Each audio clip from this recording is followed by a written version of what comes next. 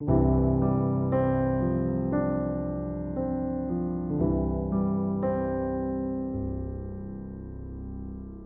좌우에 계신 분들과 이렇게 인사 나누면 좋겠습니다. 안녕하십니까? 안녕하십니까? 한 주간 안녕하셨습니까?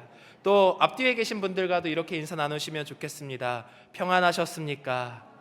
평안하셨습니까?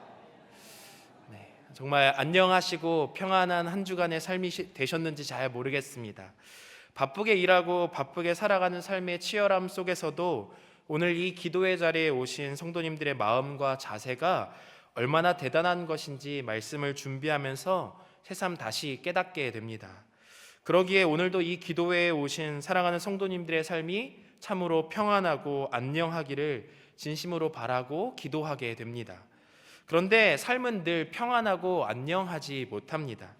거기엔 여러 가지 이유가 있을 수 있겠지만 결국 우리 인간 삶에 만연한 죄악으로 인한 것이 분명합니다. 죄 아래에 거하는 인간의 모든 삶에는 평안이 사라져 버렸습니다. 참된 안녕과 평안이신 하나님을 떠나버렸기 때문에 생겨난 결과입니다. 그러니 우리에게 참된 안녕과 평안이 다시 회복되는 길은 목자이신 주님의 음성을 듣고 다시 그분께로 돌아가는 것입니다. 다시 하나님께로 돌아갈 때만 우리는 참된 평안과 안녕을 누릴 수 있습니다. 우리의 힘과 능력으로는 돌아갈 수 없으니 하나님은 당신께 나아갈 수 있는 유일한 길을 우리에게 허락하여 주셨습니다. 그것은 바로 예수 그리스도, 길과 진리 되신 그분만을 통해서 우리는 다시 평안이고 안녕이신 하나님께로 돌아갈 수 있습니다. 그가 우리에게 길이요 진리요 생명이 되어 주십니다. 그가 우리에게 은혜를 베푸심으로 그래서 우리가 그분 안에 거하게 되면 참된 안녕과 평안을 누릴 수 있게 됩니다. 죄 많은 이 시대 가운데 주님만이 우리의 소망이시고 참된 빛이 되어 주십니다. 이 믿음의 고백이 사랑하는 성도님들의 입술에서 떠나지 않으시기를 주님의 이름으로 간절히 축원합니다. 그런데 오늘 제가 말씀을 읽다가 정말 예수님을 믿고 따라가도 되는가라는 조금은 불경스러운 질문이 떠오르는 말씀이 오늘 본문에 기록되어지고 있었습니다. 그것이 바로 오늘 함께 읽은 본문의 말씀입니다. 오늘 읽은 본문의 상황은 간단합니다. 예수님이 70명의 제자들을 뽑아 그들을 둘씩 묶어 각 동네와 지역으로 앞서 보내시며 복음을 선포하도록 명하고 계시는 상황입니다.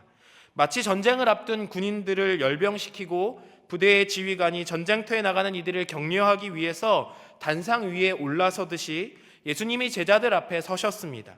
사뭇 긴장이 되고 그들의 열정과 사기를 돋워줄 만한 한마디가 필요한 이 시점이었습니다. 그리고 예수님이 입을 떼시며 이렇게 말씀하십니다. 갈지어다 내가 너희를 보냄이 어린 양을 이리 가운데로 보냄과 같도다. 뭔가 이상하지 않으신가요? 이 내용을 원어 성경으로 직역해서 읽으면 더 수상한 본문이 되어집니다. 제가 원어 성경으로 이렇게 직역해 드리겠습니다. 너희는 떠나라. 그리고 보아라. 내가 너희를 보낸다. 마치 이리들 가운데 어린 양처럼. 중간에 보라라는 이 말은 헬라어 이두인데 이것은 주의를 환기시키면서 뒤에 이어지는 말을 강조하는 단어입니다. 그러니까 이 말을 사용함으로써 주님은 뒤에 이어지는 단어를 아주 강력하게 강조해서 말씀하시고 싶은 것이죠. 그리고 주님이 아주 강조해서 하시고 싶은 말씀은 내가 너희를 보내는 것이 마치 이리 가운데로 보내는 어린 양과 같다는 말씀입니다. 이 말씀을 읽으시면서 어떤 생각이 드십니까? 아, 예수님이 제자들을 보내시는구나. 그리고 예수님이 제자들을 굉장히 걱정하고 계시는구나.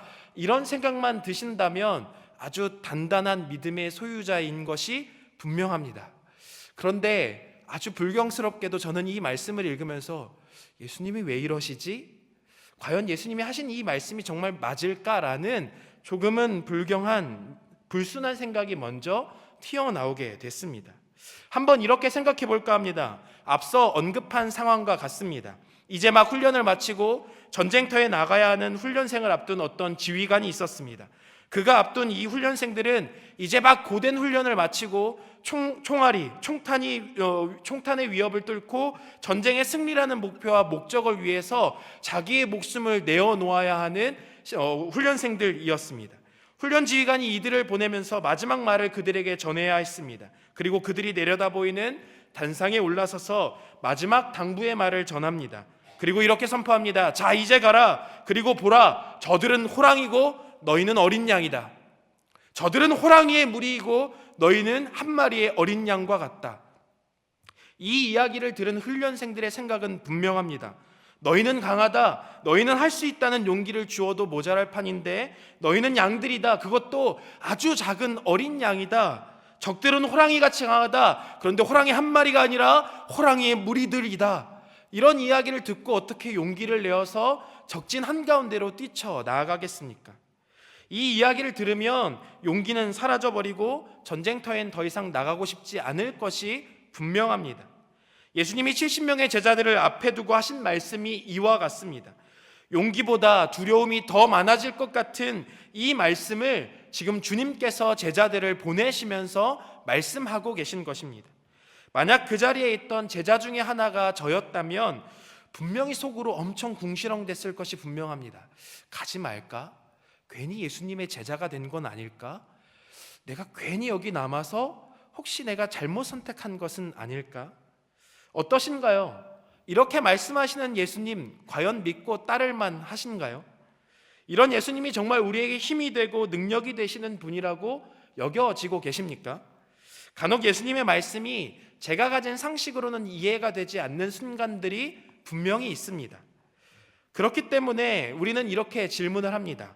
예수님은 도대체 왜 제자들을 보내시면서 이런 용기 하나 생기지 않는 말씀을 나누고 계실까요? 사실 이것뿐만이 아닙니다. 읽지 않았지만 이어지는 4절 말씀에 보면 돈주머니도 가지고 다니지 말라고 말씀하십니다. 배낭이나 신발도 가지지 말라고 말씀하십니다. 앞뒤가 맞지 않는 모순입니다.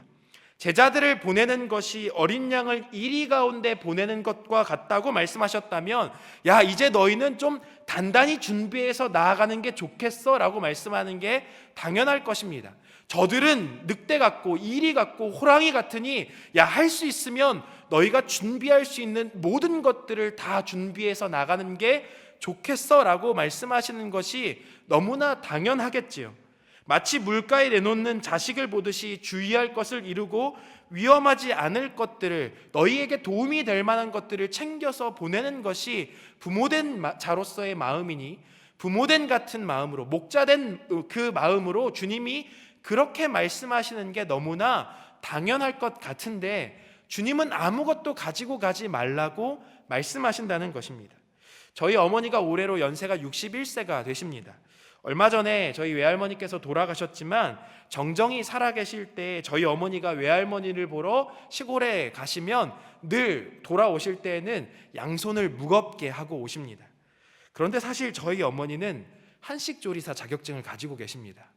아주 오래도록 어린이집에서 밥 선생님을 하시면서 인정받는 조리사로 좀 일하셨습니다. 제가 거짓말 조금 보태서 저희 어머니보다 맛있는 음식은 제 아내가 한 요리를 제외하고는 없다라고 이야기하는 게, 오늘 제 아내가 여기 앉아 있으니까 그렇게 얘기하는 게 가정의 평화를 위해서 좋을 것 같습니다. 근데 정말 농담이 아니고 저희 어머니가 하시는 요리가 참 맛있습니다. 그런데 저희 외할머니가 그걸 모르지 않으셨거든요. 그런데도 늘 딸을 보내는 그 마음에는 뭐라도 하나 더 챙겨주고 싶은 마음이 가득하신 거죠. 그래서 갈 때 내가 혹시 뭐 놓친 게 없나 냉장고를 뒤적거리시고 뒤에 광을 뒤적거리시면서 하나하나 더 챙겨 보내셨다는 거죠.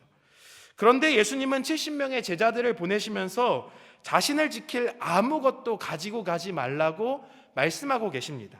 전대와 배낭, 신발은 예수님 당시에 여행을 할 때 반드시 챙겨야 하는 물품의 목록입니다. 그냥 지니지 말라는 말씀만 하시는 것이 아닙니다. 항상 지니지 말라고 강조해서 말씀하시는 것을 우리는 본문을 통해서 살펴볼 수 있습니다. 그냥 가볍게 이야기하시면 제자들이 혹여나 잊어버리고 전대와 배낭과 신발을 챙길까 염려하셔서 주님은 강조하면서 너희는 항상 지니고 다니지 말라고 이렇게까지 강조해서 말씀하고 계십니다. 이렇게까지 이야기하시는 예수님을 바라보면서 또 질문합니다. 도대체 예수님은 왜 이렇게까지 말씀하실까? 왜 예수님은 제자들을 보내시면서 이렇게까지 그들을 못 살게 구실까? 그런데 이 말씀을 더 읽다 보면 더 큰 의문이 생겨납니다. 말씀을 읽고 있는 저는 이렇게 의심하고 염려하고 두려워하고 있는데, 여기 이 말씀을 듣는 70명의 제자들은 누구도 불평하거나 불만하지 않는다는 것입니다. 그리고 그 말씀에 담대히 나아갔습니다. 말씀에 기록된 일이 없으니 그 중에 누군가 한 명은 여기 박상현 목사처럼 불평하고 불만했을지도 모른다고 생각하실 수 있습니다. 그런데 말씀을 쭉 읽어 내려가서 17절의 말씀을 읽으면 70명의 제자들 중 누구도 그런 자가 없었으리라는 강력한 확신이 듭니다. 우리 10장 17절 말씀 우리 함께 읽어보겠습니다. 10장 17절 말씀입니다. 우리 함께 읽습니다. 시작. 70인이 기뻐하며 돌아와 이르되 아멘. 70명의 제자들 모두가 기뻐하며 돌아왔습니다. 예수님의 그 말씀에 모두 적극적으로 순종하며 나아갔고, 그들이 주의 이름이면 벌벌 떨며 귀신들이 항복하는 일들을 모두가 다 경험하고 돌아온 것입니다. 도대체 이들이 누구이기에 과연 이러한 일들을 경험하였는가? 이들 모두가 동일하게 이 일들을 경험하였고 그들 중 누구도 불평하고 불만하지 않고 나아갔음은 분명하다는 거죠. 70명의 제자들은 예수님의 그 말씀에 도무지 이해되지 않는 이 말씀에 한 채 의심 없이 담대하게 나아간 것이 분명합니다. 도대체 이들이 누구이길래 이런 담대한 일들을 행했을까요? 이 70인의 인물들이 갑자기 궁금해지기 시작합니다. 그래서 말씀을 다시 찬찬히 살펴보고 세세히 살펴보면서 이 말씀에서 한 가지 특이점을 발견합니다. 그것은 오늘 본문 1절 말씀에 이렇게 시작하고 있다는 것을 발견합니다. 1절의 시작에 이렇게 말씀합니다. 그 후에. 이 일들은 어떤 일 후에 일어나고 있다라고 누가가 기록하고 있습니다. 그래서 오늘 본문인 10장의 말씀의 앞장인 9장의 말씀을 또 세세하게 살펴보았습니다. 그랬더니 9장에는 예수님이 이 70명의 제자들을 따로 세워 보내시기 전에 먼저 12명의 제자들을 보내신 일이 기록되어지고 있습니다. 그리고 그 이후에 오병이어의 사건, 베드로의 신앙 고백 사건, 변화산 사건, 귀신 들린 아이를 고치신 사건, 예수님의 죽음에 관한 말씀들이 쭉 등장하고 10장 바로 앞에서는 예수님을 따르지 못한 세 사람의 이야기가 등장하고 있습니다. 그러니까 누가복음 10장 1절에서 말하는 그 후에는 예수님을 따르지 않는 세 사람의 일이 벌어진 후에 일어난 일이라는 것입니다. 누가는 의도적으로 그 후에라는 말씀을 두어서 따로 세워진 이 70명의 인물과 앞에 등장하는 그 9장의 마지막에 등장하는 이 세 사람을 비교하고 있는 거죠. 70명의 제자들은 예수님을 따랐던 수많은 사람들과 수많은 무리들과 분명히 구별되는 자들이었습니다. 그들은 예수님을 따름으로 자신에게 어떤 이익을 추구하는 자들이 아니었습니다. 예수님을 따라서 어떤 유익이 나에게 주어질 것이라고 기대하던 자들이 아니라는 것입니다. 그들은 예수님을 따르며 어떤 조건을 건 자들이 아니라 예수 그리스도가 그들에게 가장 최우선이 되는 자들이었습니다. 그들은 베드로의 고백처럼 살아계신 하나님의 아들을 바라보는 자들이었고, 요한복음의 고백처럼 영생의 말씀이 여기에 계심을 깨달은 자들이었습니다. 요한복음 6장 66절에는 그때부터 그의 제자 중에 많은 사람이 떠나가고 다시 그와 함께 다니지 아니하니라 라고 기록되어지고 있습니다. 그러니까 예수님을 따르던 수많은 사람들이 예수님을 떠나게 되었는데, 그것은 모순적이게도 예수님께서 오병이어의 기적으로 5,000명을 먹이신 사건 이후에 등장하고 있습니다. 오병이어의 기적이 일어나고 그 다음 날 예수님은 호수 건너편에 이르러서 자신이 생명의 떡으로 오셨음을 사람들에게 알리셨습니다. 그런데 오히려 이 말이 많은 사람들에게 걸림돌이 되어서 그 말이 너무 난해하여서 오히려 예수님을 떠나게 되는 그 말씀이 요한복음에 기록되어지고 있습니다.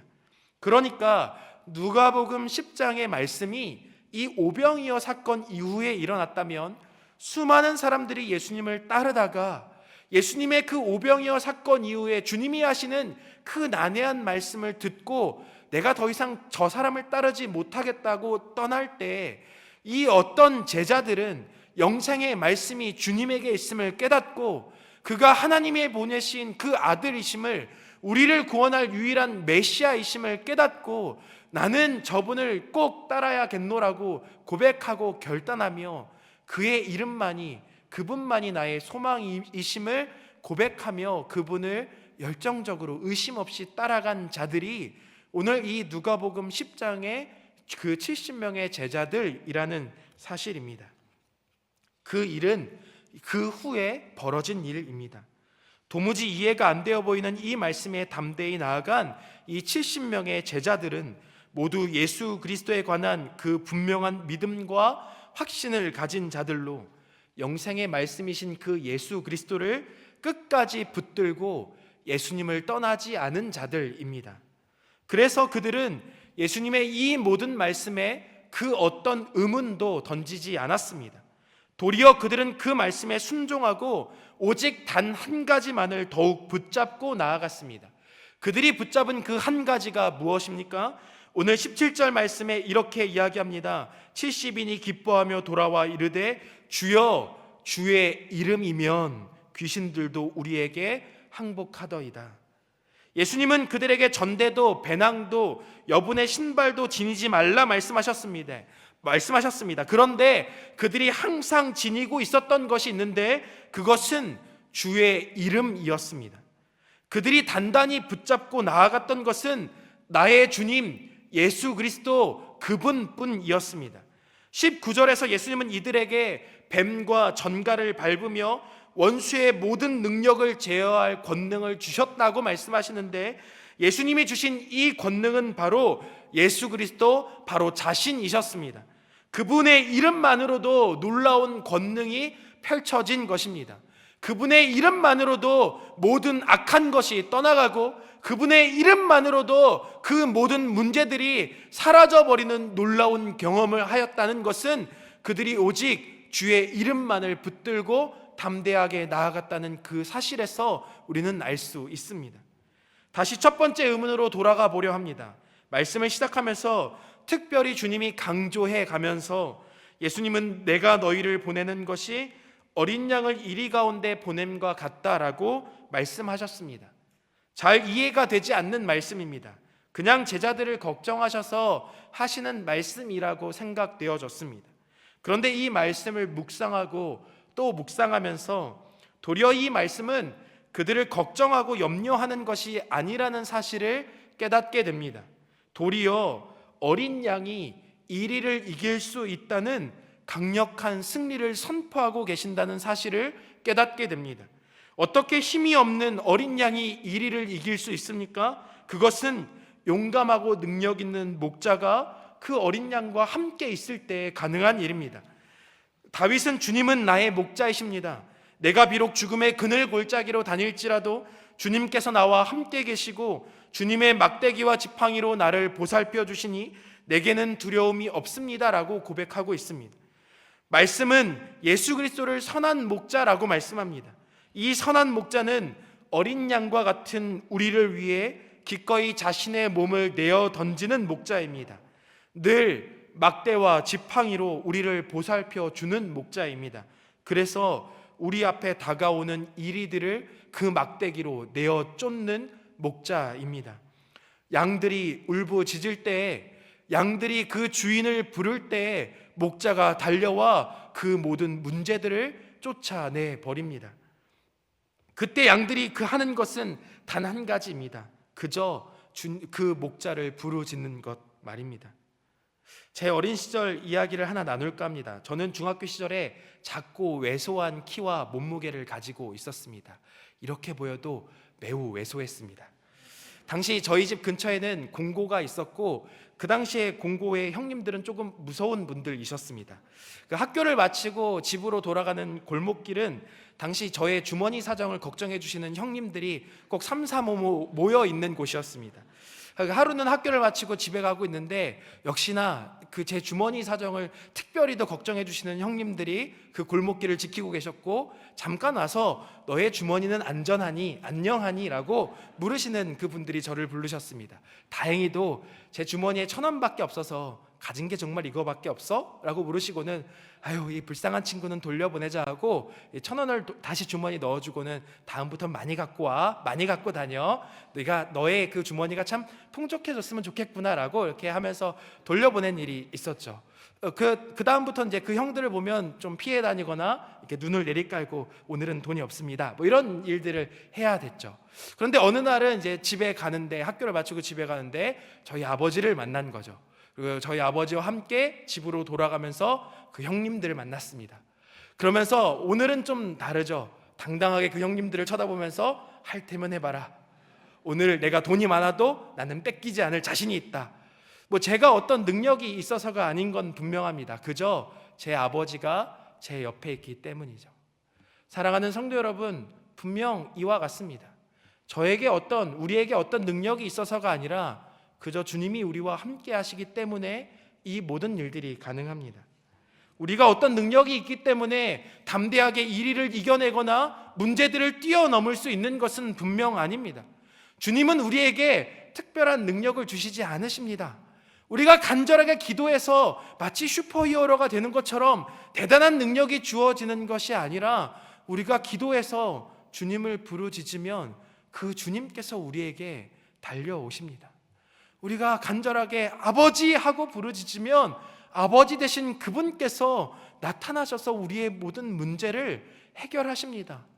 너무나 슬퍼서 좌절하고 넘어져 있을 때 아버지 하고 작은 신음으로 그분을 부르짖으면 그분께서 언제나 다가와 나를 끌어안으시며 내 아들아, 내 딸아, 무슨 일이니? 라고 위로하십니다. 사랑하는 성도 여러분, 우리가 그분의 이름을 부르짖을 때, 붙들 때 우리 앞에서 우리를 두렵게 하는 모든 것들이 사라져 버림을 고백하게 됩니다. 아브라함이 그 말씀에 순종하며 모든 것을 떠나 아직 보지도 못한 그 땅을 향해 나아갈 수 있었던 비결이 여기에 있습니다. 다니엘과 그 친구들이 바벨론의 삶의 방식과 신앙을 강요받았을 때 뜻을 정하여 담대히 나아갈 수 있었던 비결이 여기에 있었습니다. 70명의 제자들이 담대히 나아갔던 비결이 여기에 있습니다. 선한 목자와 같은 하나님, 우리 주님 예수 그리스도께서 반드시 우리를 포기하지 않으시리라는 그 믿음, 우리가 어디에서든지 부르짖으면 달려와 안아주실 것이라는 믿음, 우리가 주저앉아서 그저 신음으로 주를 찾고 또 찾을 때에 반드시 나를 찾아오실 그 믿음이 있었기에 담대하게 나아갈 수 있었다는 것입니다. 오늘 읽은 이 사건의 마지막에 이르면 예수님께서 제자들을 돌아보시며 조용히 이렇게 말씀하십니다. 우리 누가복음 10장 23절과 24절의 말씀을 우리 또 함께 읽어보겠습니다. 10장 23절과 24절 말씀입니다. 우리 함께 읽습니다. 시작. 제자들을 돌아보시며 조용히 이르시되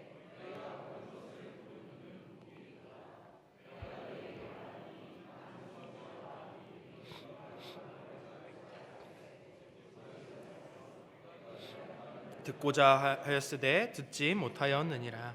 아멘. 예수님은 이리를 이기고 온 어린 양이 되어진 이 70명의 제자들의 보고를 받으시고 성령으로 기뻐하시며 감사의 기도를 드리셨습니다. 그리고 제자들에게 말씀하시기를 너희가 보고 있는 것을 보는 눈이 복이 있다라고 말씀하셨습니다. 그들이 보는 것으로 복이 있다라고 말씀하신 것입니다. 그들이 본 것이 무엇입니까?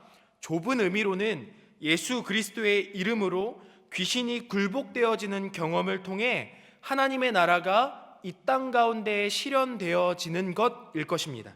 그러나 보다 더 넓은 의미로, 아니 진정한 의미로 그들이 본 것은 영생의 말씀이자 하나님의 아들이신 예수 그리스도를 바라본 것입니다.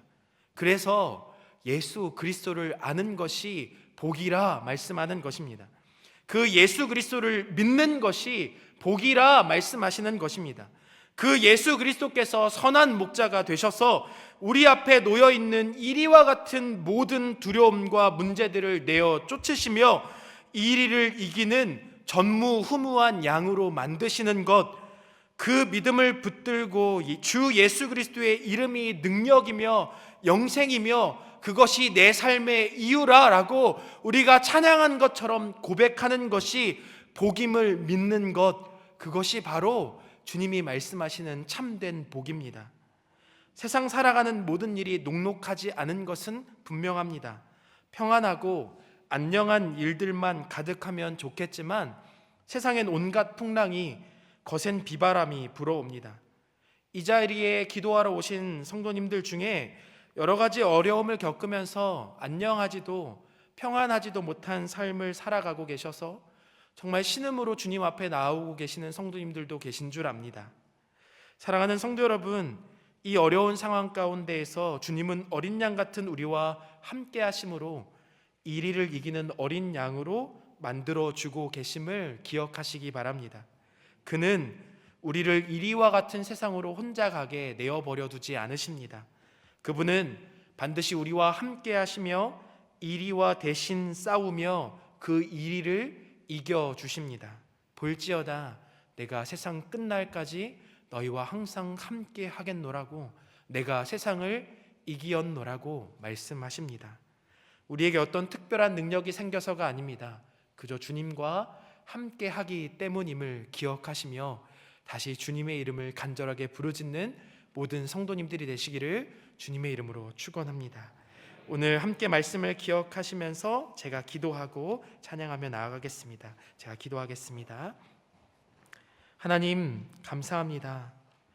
오늘도 우리는 우리 앞에 놓여진 삶의 여러 가지 문제들에 두려워하며 숨죽여 울고 있는 자들임을 고백합니다. 내 힘으로 해결해 보려 발버둥 쳐보지만 결국 벗어나지 못해 주저앉아 울고 있는 연약한 자입니다. 결국 탕자와 같이 내 아버지께로 나아가야 함을 깨닫고 오늘도 주께로 다시 돌아가 주 앞에 엎드립니다.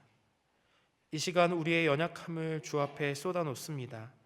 내 힘으로, 내 생각으로 해보려 몸부림쳤던 우리의 믿음 없음을 불쌍히 여겨 주시옵소서. 말씀을 기억하며 선한 목자 되신 우리 주님, 이리와 대신 싸우며 이리를 이기시는 주님을 신뢰하는 굳건한 믿음을 우리에게 더하여 주옵소서.